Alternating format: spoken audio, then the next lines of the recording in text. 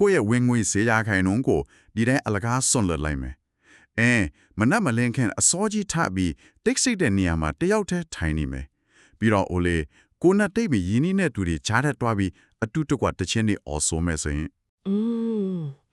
အစာပိုင်းနားထောင်ရတာနည်းနည်းတော့ထူဆန်းနေနော်ဟုတ်တယ်ဗျာဒါပေမဲ့ဒီလိုຢာတွေကိုလှုပ်ဆောင်ခြင်းကဘဝမှာအမြင့်မားဆုံးအောင်မြင်မှုကိုရရှိစေမယ့် formula တစ်ခုလို့လူတစ်ယောက်ကပြောလာရင်ဘယ်လိုတွေးမိမလဲတော်တော်များများတော့အောင်မြင်မှုဆိုတာစူးစမ်းအားထုတ်မှုတွေအရေးချင်းတွေပေါ်မှာပဲမူတည်တယ်လို့လက်ခံထားကြတာလေအတိအကျပဲဒါပေမဲ့ဒီနေ့ကျွန်တော်တို့လေးလာမဲ့စာသားကတော့အဲ့ဒီရှူတောင်းနေနဲ့လုံးဝကိုခွဲထွက်နေပါတယ်ဟုတ်တယ်ဘာသာရဆိုင်ရာခေါင်းစဉ်ကဖျားသခင်ယမင်းနာတာရစင်မီယိုတေလေးစားမှုဆိုင်ရာချင်းစဉ်ခုနှစ်ခုလို့အကြံဖြင့်ဆိုရမယ်ထင်တယ်မှန်ပါရဲ့ဗျာဒီစာသားကအောင်မြင်မှုနဲ့ကြာရှုံးမှုရဲ့အဓိကတော့ချက်ကိုလုံးဝမမျှော်လင့်ထားတဲ့ထောက်တစ်ခုကနေဖွင့်ပြထားပါတယ်အဲ့ဒီကဒီနေ့ရဲ့နည်းနည်းရှိုင်းလေးလာဆွေးနွေးမှုအစီအစဉ်မှာဒါကိုအသေးစိတ်လေးလာသွားကြမယ်ကောင်းပါပြီရှင်စကားမစခင်မှာကျွန်တော်ကြိုတင်ပြီးရှင်းလင်းထားခင်တာလေးတစ်ခုရှိပါတယ်ဗျာအခုဆွေးနွေးမဲ့စာသားကဘာသာရေးနဲ့ယုံကြည်မှုပိုင်းဆိုင်ရာအယူအဆတွေကိုအခြေခံထားတယ်ပေါ့နော်ဟုတ်ကဲ့ဒါပေမဲ့ကျွန်တော်တို့အနေနဲ့ဒီအချက်တွေကိုတရားဟောဖို့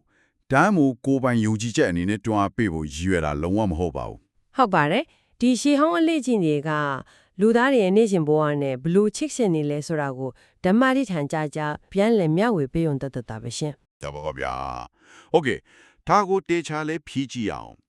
မူရင်းစာသားရဲ့ခြေခံယူအစကအရန်ရိုးရှင်းပေမဲ့နည်းနည်းတယ်အောင်မြင်မှုဆိုတာကိုယိုတဲလေးစားဖို့ရွေးချယ်ခဲ့သူတယောက်ကြောင့်ဖြစ်ပြီးကြာရှင်းမှုဆိုတာလေကိုမလေးစားဖို့ရွေးချယ်ခဲ့သူတယောက်ကြောင့်ဖြစ်တယ်ဗျာဆိုလိုတာကကျမတို့ရဲ့ဘဝလမ်းကြောင်းဟာအရေးချင်းချက်ဆိုင်ရင်ဆက်ဆံရေးတွေအထူးသဖြင့်ယိုတေလေးစားမှုဆိုတဲ့စိတ်ပိုင်းဆိုင်ရာသဘောထားအပေါ်မှာပိုပြီးအခြေခံနေတယ်လို့ဆိုလိုတာပါပဲစိတ်ဝင်စားစရာပဲအစပိုင်းမှာကအထိပ္ပယ်ဖွင့်ဆိုချက်နှစ်ခုကိုတွေ့ရတယ်ဉာဏ်ပညာဆိုတာလူတဦးနဲ့တဦးကြားကကွဲပြားခြားနားမှုကိုသိမြင်နားလည်နိုင်စွမ်းဖြစ်ပြီးယိုတေလေးစားမှုဆိုတာကအဲ့ဒီကွဲပြားမှုကိုဂုဏ်ပြုစုချီးမြှောက်လို့တဲ့စန္ဒာဖြစ်တယ်လို့ဆိုပါတယ်အဲ့ဒီအတိတ်ပဲဖွင့်ဆိုချက်ကအရန်အရေးကြီးတယ်ဒီလားဥမာအနေနဲ့ပြောရရင်ကိုယ့်ထက်အတွေ့အကြုံရင့်ကျက်တဲ့ဆရာတစ်ယောက်နဲ့ကိုလှုပ်ဖို့ကိုင်ဖက်တစ်ယောက်ကြားကအရေးအတွေ့အကြွခြားချက်ကိုမြင်တတ်တာကဉာဏ်ပညာပါအဲ့ဒီလိုမြင်တဲ့အသက်အဲ့ဒီဆရာကိုတစ်လျော်တဲ့နေရာပေးပြီးဆက်ဆံတာကယူသေးလေးစားမှုဖြစ်သွားတာပေါ့နော်အတိအကျပါပဲရှင်ဒီစာသားထဲမှာဆိုရင်ပြည်တိုင်းပြဿနာတိုင်းဟာအဲ့ဒီလိုမယိုသေးသင်းကနေပဲမြစ်ဖျားခံတယ်လို့ရေးသားထားပါတယ်ဆိုတော့အဲ့ဒီလိုယူသေးလေးစားမှုကိုနေ့စဉ်ဘဝမှာအသက်ဝင်လာအောင်ကျင့်စဉ်တွေနဲ့တိဆောက်ရမယ်လို့ဆိုလိုတာပေါ့နော်ကျင့်စဉ်လို့ပြောလိုက်ရင်လူတွေကအတေးပြန်မပါတယ်ဘာသာရေးထုံးစံတစ်ခုခုလို့ချက်ချင်းပြည့်မြင်တကြတယ်အဲ့ဒီလိုထင်စီရတော့ရှိပါတယ်ဒါပေမဲ့ဒီမှာကအပြောင်းလဲတစ်ခုဖြစ်လာစေဖို့ရည်ရွယ်ချက်ရှိနဲ့နေ့စဉ်တိဆောက်ရတဲ့အလေ့အကျင့်တွေကိုဆိုလိုတာပါဟုတ်ပြီစာသားထဲမှာဒီကျင့်စဉ်တွေကိုအစင်းစင်းရှင်းပြထားတယ်ပြင်ပလောကမှာယိုတေလေးစားမှုကိုလက်တွေ့မပြထားခင်မှာကိုယ့်ရဲ့အတွင်းစိတ်ကိုအရင်ဆုံးခိုင်မာအောင်တိဆောက်ဖို့လိုတယ်လို့ဆိုတယ်ဟုတ်တယ်ပထမဆုံးချက်အနေနဲ့တမန်ကျမ်းစာကိုနေ့စဉ်ဖတ်ရှုခြင်းကနေစထားပါတယ်စာလန်တစ်ချက်တကူအခန်းငယ်130ကိုခေါင်းကြီးနှုတ်ကပတ်တော်ဒီအလင်းကိုပေးခြင်းနဲ့ရိုးရှင်းသူများအတွက်နားလည်မှုကိုပေးစွမ်းနိုင်ခြင်းရှိတယ်လို့ဆိုထားတယ်ဗျာဘာလို့ဒီလိုစာဖတ်ခြင်းနဲ့စရတာလဲစိတ်ပညာရှုထောင့်ကနေကြည့်မယ်ဆိုရင်စာဖတ်ခြင်းဆိုတာကိုနှိမ့်ချဖို့တစ်မျိုးပါပဲရိုးရှင်းသူများဆိုတဲ့စကားလုံးကကိုယ်မှာမာနတရားတွေအတ္တတွေမရှိပဲသင်ယူလို့စိတ်အပြည့်ရှိနေတဲ့သူတွေကိုဆိုလိုတာပါဝိညာဉ်ရေးရာရလက်အနေနဲ့ပြောရရင်ပေါ့ဟုတ်ပါတယ်တတိမိုဒီနေရစီမားမှာလဲတမာတရားကိုမှန်ကန်စွာပိုင်ချနိုင်ဖို့လေ့လာရမယ်လို့ဆိုထားလေဒါဟာကိုယ့်ရဲ့ကိုယ်တွေ့တိုးတက်မှုအတွက်အခြေခံအုံမြင့်ပါပြီရှင်လက်တွေ့ဘဝမှာဆိုရင်မနက်ခင်းကော်ဖီလေးတောင်းရင်စိတ်ကိုငြိမ်အောင်ထားပြီးစာမျက်နှာအနှဲငယ်ဖတ်ရှုလိုက်တာမျိုးပေါ့ဒါပေါ့နေ့စဉ်စာဖတ်တဲ့အခါဦးနိုကတည်အချက်လက်အသစ်တွေကိုလက်ခံဖို့ပွင့်သွားတယ်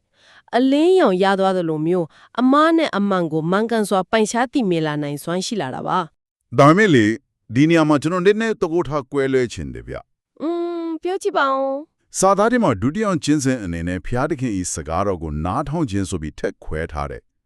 ယောမဆက်ပဆက်တဲ့ကိုကားပြီးယုံကြည်ခြင်းပြီးကြားနာခြင်းမြလာသည်လို့ဆိုထားတယ်လေဟုတ်တယ်လေတရင်ချက်လက်တွေအရန်ပေါ်များနေတဲ့ခေတ်ကြီးမှာဖ တ်ရှုခြင်းနဲ့ကြားနာခြင်းဆိုတာပေါ်စံတူကွဲပြားမှုဖြစ်မနေဘူးလား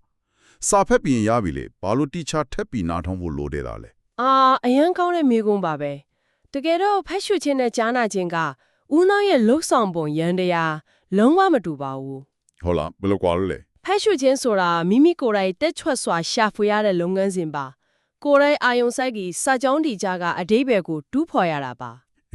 ဒါပေမဲ့ကြားနာခြင်းကတော့အခြားသူစီကနေစီးဆင်းလာတဲ့ခွန်အားကိုလက်ခံရယူတဲ့လုပ်ငန်းစဉ်ဖြစ်ပါတယ် ။အော်နားလည်ပြီဗျာ။အားကစားသမားတယောက်ကွင်းလဲမှာပင်မနှွမ်းနေချင်းကိုနှစ်ပြစီကအားဖေးစကားကိုကြားလိုက်ရတဲ့အခါခွန်အားတစ်ကြီးရုတ်တရက်ပြန်ရလာတယ်လို့မျိုးပေါ့ ကွက်တိပါပဲရှင်တန်ရင်လက်ဆက်ကျော်စွတ်တုံးမှလည်းစကားပြောဆိုလိုက်တဲ့အခါမှာခွန်အားကြီးရလာတယ်လို့ဖော်ပြထားတာတွေ့ရတယ် ။ဒါဆိုစာဖက်တဲ့အခါကိုယ်တိုင်နားလည်မှုတိဆောက်ရမယ်။ကြားနာတဲ့အခါမှာတော့ပြောဆိုသူရဲ့ခံစားချက်နဲ့ဩဇာတွေကကိုယ့်ရဲ့စိတ်ခံစားမှုစီကိုတားရရောက်လာတာပေါ့နော် အတိအကျပဲဒါကြောင့်အတွင်းစိတ်ကိုခိုင်မာအောင်ဒီဆုပ်တဲ့အခါဖတ်ခြင်းရောကြားနာခြင်းရောနှစ်ခုစလုံးဟန်ချက်ညီညီလိုအပ်တာဖြစ်ပါတယ် ။ဟုတ်ပြီ။အဲ့ဒီနှစ်ခုကနေရလာတဲ့အချက်လက်တွေကိုကိုယ်ပိုင်လမ်းညွှန်မှုအတွက်ဉာဏ်ပညာဖြစ်နေစဉ်လေးလာချင်းဆိုတဲ့တက်တက်ကျင့်စဉ်စီကိုကူးပြောင်းသွားတာပေါ့ ဟုတ်ပါတယ်တူတန်4.9မှာဉာဏ်ပညာဒီအရေးကြီးဆုံးအရာဖြစ်တယ်လို့ဆိုထားတဲ့အချက်ပေါ့ရှင် ။ဒါမဲ့တရင်အချက်လက်ကနေဉာဏ်ပညာဖြစ်ကိုဘယ်လိုပြောင်းလဲသွားတာလဲ။ဖတ်တာနဲ့နားထောင်တာကအချက်လက်တွေရတာပဲလေ ဒီနေရာမှာစိတ်ဝင်စားစရာကောင်းတာကအချက်လက်ဆိုတာတိရှိုံတတ်ပါပဲဉာဏ်ပညာဆိုတာကတော့အဲ့ဒီတိထားတာတွေကိုကိုယ့်ရဲ့နေစဉ်ဘဝပြဿနာတွေမှာလက်တွေ့ဘလို့အသုံးချမလဲဆိုတာကိုနားလည်သွားခြင်းပါ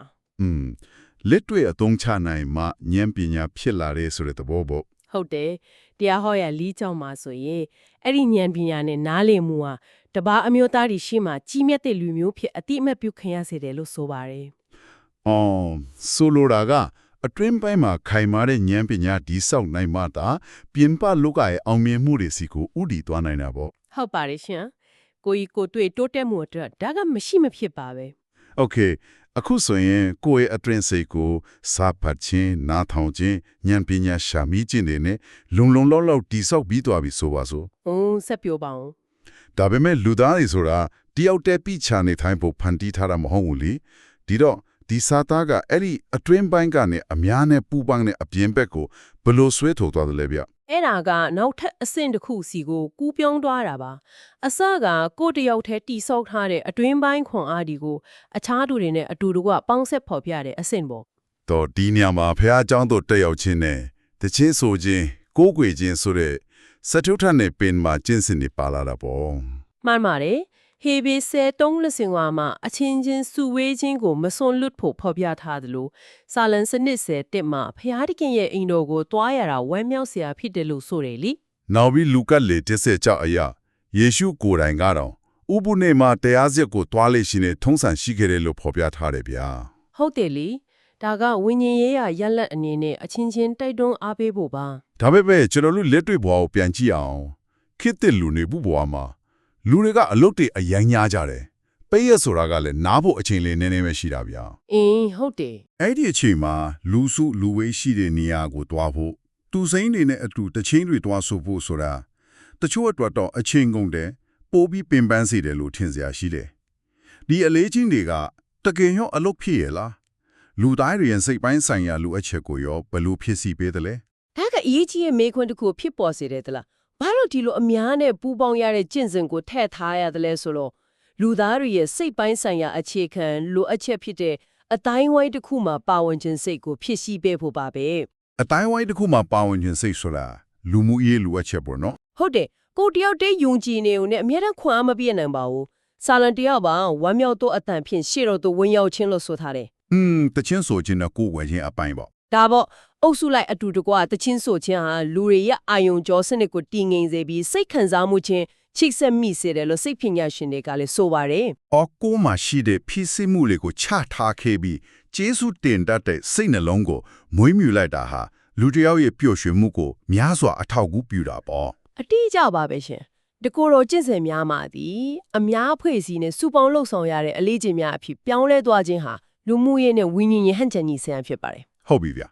ျဒီနေရာမှာတခေကိုစိတ်ဝင်စားစရာကောင်းလာပြီအခုလေးတင်ပဲအများရှေ့မှာစူညံစွာချီးမွမ်းကိုးကွယ်ရမယ်လူစုလူဝေးနဲ့ပူပေါင်းရမယ်လို့ပြောခဲ့ပြီးမှရုတ်တရက်ကြီးတိတ်ဆိတ်ခြင်းနဲ့လက်တွေ့ကြသောဆွန့်လွတ်မှုဆိုတဲ့အပိုင်းကိုရောက်သွားပြန်တယ် ဟုတ်တယ်စန့်ကျင်ဘက်လို့ဖြစ်သွားတာနော် စစ်ထမကျင့်စဉ်ကနေ့စဉ်လျော့ဝဲတော်နေရာသို့ဝင်ရောက်ခြင်းတဲ့မတဲ66မှာတကားကိုပိတ်၍တိတ်ဆိတ်စွာဆူတောင်းတဲ့အခါအထင်ရှားကြိုးပေးမယ်လို့ရေးထားတယ်လေ မကူတိကွာတိုးလီမှာလည်းမနမလင်းပြီးစိုးစားထားပြီးလူသူကင်းမဲ့တဲ့တိတ်ဆိတ်တဲ့နေရာကိုသွားတဲ့အကြောင်းဖြတ်ဆို့ထားပြီးလေ အဲ့ဒါပဲလေဗျာစူညံနေတဲ့ကဘာကြီးမှာအများနဲ့ပူးပေါင်းပြီးခါမှာဘာလို့အခုလိုရှို့ဝတ်တဲ့နေရာကိုပြန်ရှာဖို့လိုအပ်သွားတာလဲဒါကဘလောက်တောင်အရေးပါတယ်လေ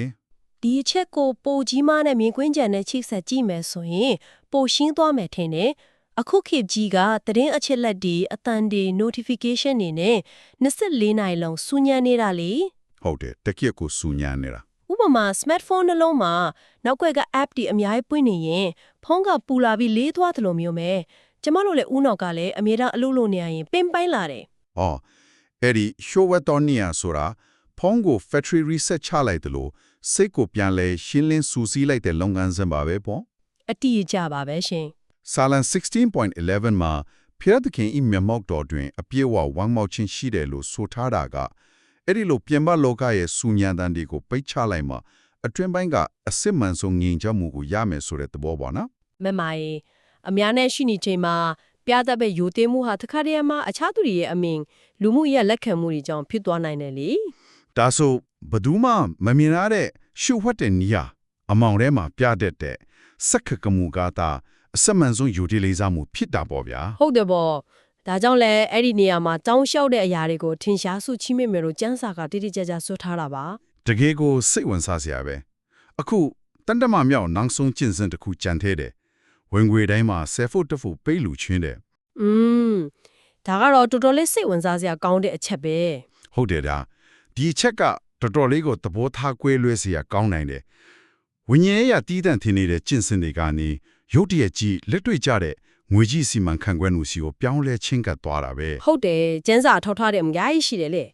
ဝတ်ပူရ20ကုန်း30မှာဝေပုံကြ7တပုံဒီတန့်ရှင်းတယ်လို့ဆိုတော့လို့တောတန်330နဲ့မှာပထမအတီးဖြင့်ယိုတည်ခြင်းဆိုပြီးပါဝင်တယ် ပွင့်ဆယ်မှာခေါင်းငင်ပရင်ပုံများပွင့်လာပြီဆိုတာကိုစမ်းသက်ကြည့်ပါလို့ဘုရားသခင်ကိုယ်တိုင်ကစိန်ခေါ်ထားတာပါပဲ ဒါမဲ့မယ်လီတေချာစဉ်းစားကြည့်အောင်ကိုပင်ပင်ပန်းပန်းရှာဖွေထားတဲ့ငွေကြေးရဲ့10ရာခိုင်နှုန်းကိုအလကားဆွန့်လွတ်လိုက်တာကအောင်ငင်မှုဆိုတဲ့ယူအီဆက်နဲ့ပြောင်းပြန်ကြီးဖြစ်မနေဘူးလားငွေကိုဆွန့်လွတ်လိုက်ခြင်းကဘယ်လိုလို့မျက်နာตาရခြင်းကိုဖြစ်စေတာလဲဗျာ ဒီမေခွန်းကဒီကျင့်စဉ်အလုံးရဲ့အနည်းဆိုင်ဆုံးနဲ့တာရက်ကိုထိသွားတာပါပဲငွေချင်းဆိုတာစခုတက်တယ်မဟုတ်ပါဘူးအဲ့ဒါကလူသားတွေရဲ့ချင်းလောအားအသက်ဆွမ်းရည်တွေကိုတုံလောင်ထားတဲ့ကိုစားဖြူအရာပါ ဟုတ်တယ် ကျမတို့အစီအစဉ်အစမှာဆွေးနွေးခဲ့တဲ့အဖြစ်တိုင်းပြဿနာတိုင်းဟာမယိုသေးချင်းကလေးမြစ်ဖြတ်ခံနေဆိုအောင်ဖြန်တတိရကြည့်ပါလူတွေအများဆုံးယိုသေးတန်ဖိုးထားတွေ့တာတဲ့အရာဟာငွေကြေးဖြစ်နေတတ်တယ်လေ ဟုတ်တာပေါ့လူတိုင်းကငွေကိုပဲတန်ဖိုးထားကြတာ ပုံမမြင့်မားတဲ့အရာတစ်ခုအပေါ်မှာယုံကြည်အနှံလိုက်တယ်လို့လက်တွေ့ကျကျသက်သေပြလိုက်ကြပါပဲ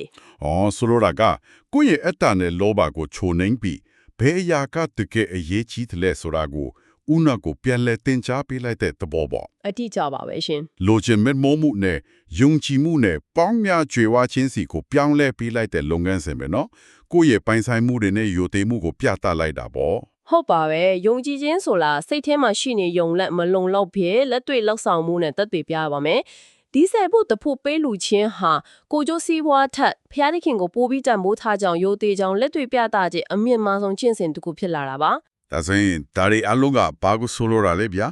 အခုကျွန်တော်ဆွေးနွေးခဲ့တဲ့ကျင့်စဉ်ခုနှစ်ခုကိုပြန်ကြည့်ရင်ဒါဟာတာမန်လိုရိုလောက်စင်တွေမဟုတ်တော့ဘူး ဟဲ့နေ့စဉ်လေးချင်းနေတဲ့အစီအစဉ်ဆွဲထားတယ်လို့ဖြစ်နေတာပေါ့ ဟုတ်တယ်ဗျာလူတစ်ယောက်ရဲ့နေ့စဉ်ဘဝကိုစွန်းတစ်ဖက်ကနေနောက်တစ်ဖက်ကိုပြောင်းလဲပေးနိုင်တဲ့ပြည့်စုံတဲ့စနစ်တစ်ခုဖြစ်နေတယ်စဉ်းစားကြည့်ပါမနက်ခင်းမှာစောစောထပြီးပြင်ပဆူညံတန်ဒီကိုပိတ်ချလိုက်မယ်